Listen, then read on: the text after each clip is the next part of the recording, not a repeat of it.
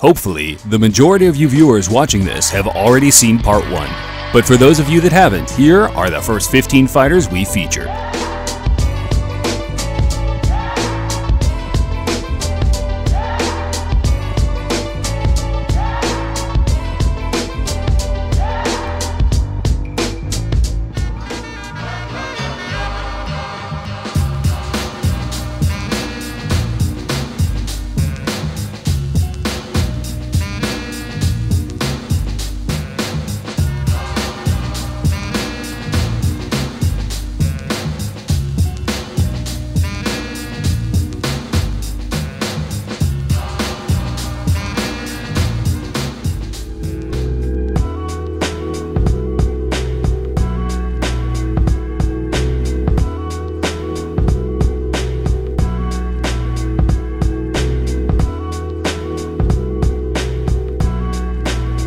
Today, we'll be taking a look at the final 10 boxers of the list, and at the end of the video, we'll be counting down our personal top 25. Without any further ado, let's get straight to it.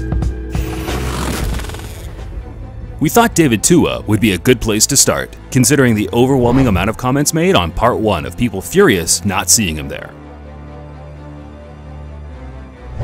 Come on. Did you really think we were going to do a countdown list of hard punchers and leave the Two-Eliminator out? What I like about Montana, there it is.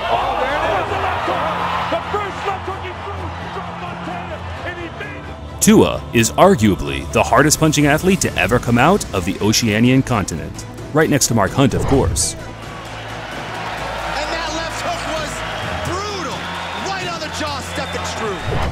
Coming through the ranks as a young man, Tua was knocking every fighter senseless. People doubted him over the level of competition he was facing, but when he met former world champion John Ruiz in 1996, the world stood still as he obliterated him in under 20 seconds. Listed as having a reach advantage here. We'll see how he uses it. Tua with a big left hook and Ruiz in trouble. Tua comes right at him. Another big bomb and Ruiz is down. This could almost be over now. A total of 43 knockouts and 52 victories left Tua with an 83% knockout percentage. Not bad for a man of 5'10".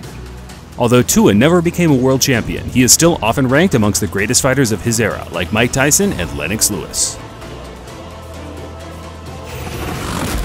Frank Bruno is hands down one of the biggest muscle-bound heavyweights of all time, and with his 25-inch biceps, he knocked out 38 of the 40 opponents he beat. He's got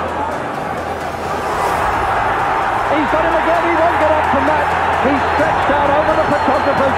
He'll never make it. He's out, and Bruno. Frank was an absolute legend in Britain. He was seen as the darling of the nation, and to be honest, even in his defeats, the British public seemed to adore him even more. Frank fought a large majority of his career in England, and has never really gained recognition worldwide for his talents. Honestly and truthfully, he never really beat a top 10 heavyweight of his time, and every time he stepped up, he got beat. But it was always interesting to see how he would come back. There is only one Frank Bruno.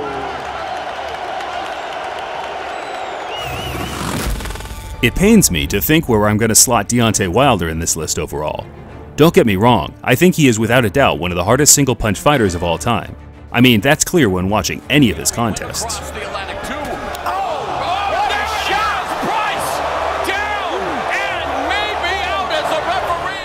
But considering he's still an active fighter that has yet to beat any serious top contenders outside of Stivern, it certainly feels unfair to rank him over proven guys from the 90s.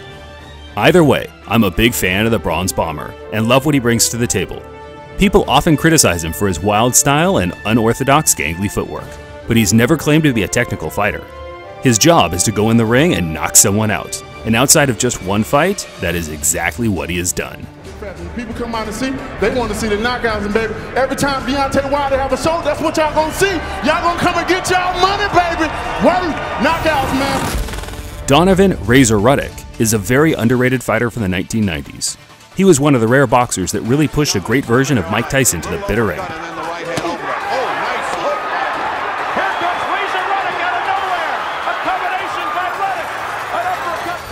A fairly modest 30 KOs in his 40 wins doesn't really reflect Razor's power at all. His true prime years were from 1986 to 1992, and within that period he actually knocked out every opponent he beat, using the famous Ruddock Smash along the way.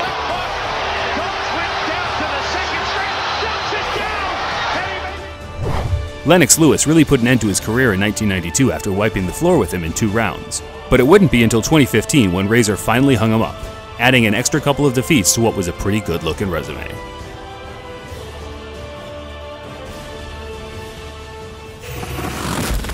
By far, the greatest champion of the last 10 years, and many will argue the hardest puncher as well, Vladimir Klitschko, made absolute mincemeat of his competition during his title reign.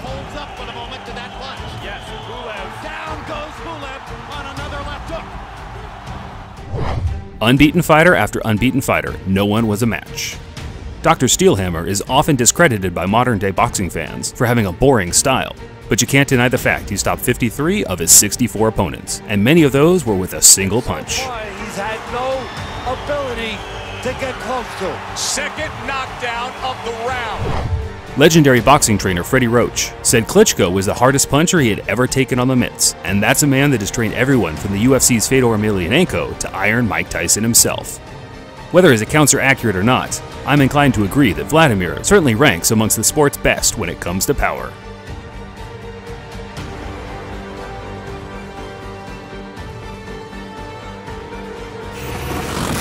If I could choose just one fighter to not get in the ring with in the 1990s, it would have been Ray Mercer. Nicknamed Merciless for the way he brutalized his opponents, Mercer would go to any length to make sure his man was not getting back up. His infamous demolition job on Tommy Morrison is a perfect example of that. And now Mercer on Morrison in the corner, and Mercer's all over him, and Morrison in trouble! And Morrison goes down for the first time in his career, and that is it. Mercer never really compiled an outstanding resume, but became a world champion and took great fighters like Evander Holyfield and Lennox Lewis to the absolute wire. In fact, many people felt he beat Lewis in their fight in 1996. Whenever my wife see guys with necks like that, took right hands, but this is one guy, Lewis, you can't just do that. Like so many others, Mercer kept fighting way past his prime, and even challenged Klitschko for the title in 2006. But at this point, he wasn't even a shade of his former self. His corner. But there comes a point. Another huge run. He's just teeing off on him now. Yeah, I mean, Randy Newman's got to look at stepping in here. And he has done in the 6th round, all over. Riddick Big Daddy Bo was the sort of guy that could beat your favorite fighter without a training camp. Absolute bags of talent, and when things got down and dirty, he proved that he could really dig in and show a true fighting heart. Oh my God. His epic trilogy with Evander Holyfield is regarded as some of boxing's greatest wars. Round after round, they punished each other with devastating combinations, and as great as Holyfield was, throughout the 3 fights, Bo proved he was a better man overall and even won 2 of the 3 contests. At 6'5", Bo was the first real boxing giant of today's standards, and he used his impressive skills to KO 33 opponents in his 43 victories. There it goes. That should do it. Layman Brewster is one of my personal favorite heavyweights of recent times. You know, every time you tuned in, you were gonna get an excellent scrap. Brewster's fought every Bigfoot mark. That's the help. And we're underway here. Brewster comes out firing. Patiently, Kevin. A big right hand for Brewster. And Brewster hits ATL with a left hook as well. Layman Brewster coming out on fire. Explosive here. The hard-punching fast starter blew away his first 23 opponents with ease, and it would take knee ligament damage before he finally lost. The absolute pinnacle of Brewster's career was in 2004 when he rose off the canvas and knocked out Vladimir Klitschko for the WBO heavyweight title.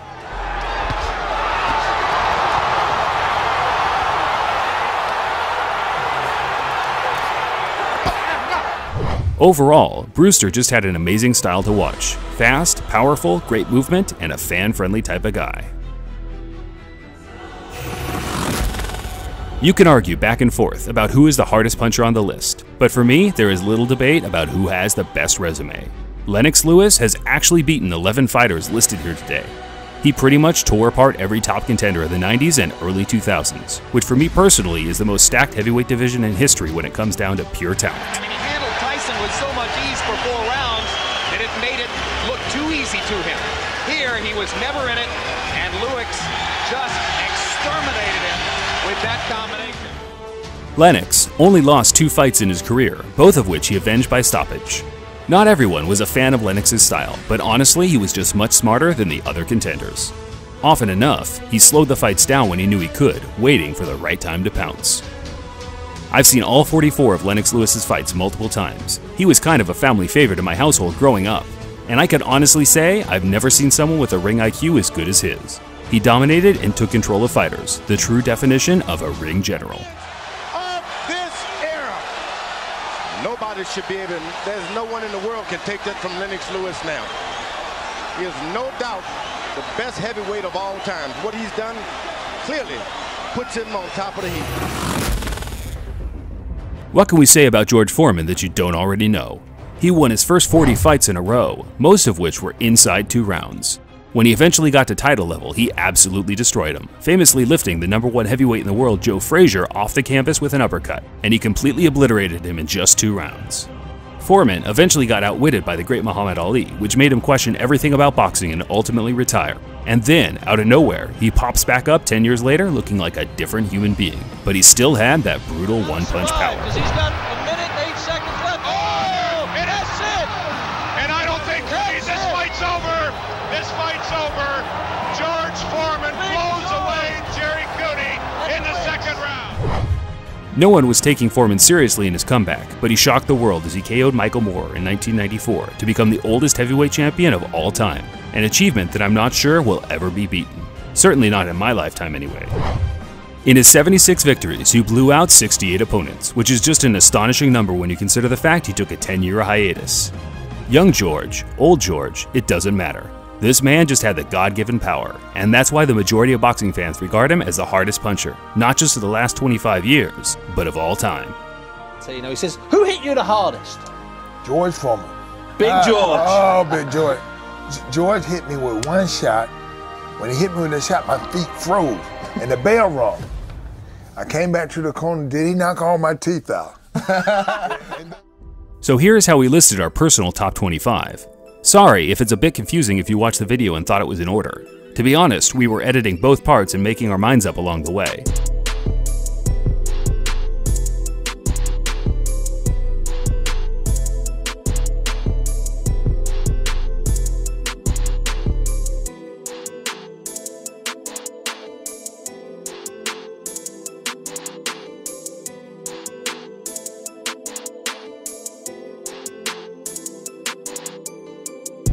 Until next time, fight fans, this is Boxing Legends TV, signing off.